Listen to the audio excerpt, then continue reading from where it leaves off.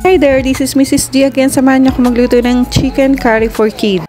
For kids kasi hindi natin ito lalagyan ng red and green bell pepper. Usually talaga naglalagay ako ng ganun. Pero since kakain ng mga bata, hindi talaga po pwede. And then ang curry powder, hindi rin natin yung dadamihan kasi maanghang na kapag marami tayong nilagay na curry powder. Kaya hindi siya masyadong magda-dark yung color. Light lang ang color nito kasi nga onti lang ang gagamitin natin na curry powder.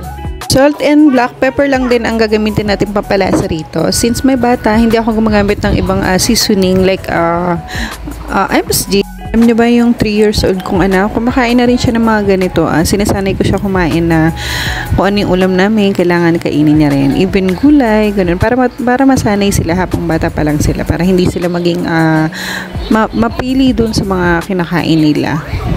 In fairness naman sa mga anak ko, kung anong ulam, yun naman ang kinakain nila. Hindi sila masyadong namimili. Kasi nga, sinanay ko na sila. So, ito na pala ito ng ating chicken curry. Thank you for watching, guys. Sana ganun din ang inyong mga anak. Hindi din sila maging mapili sa mga kinakain nila.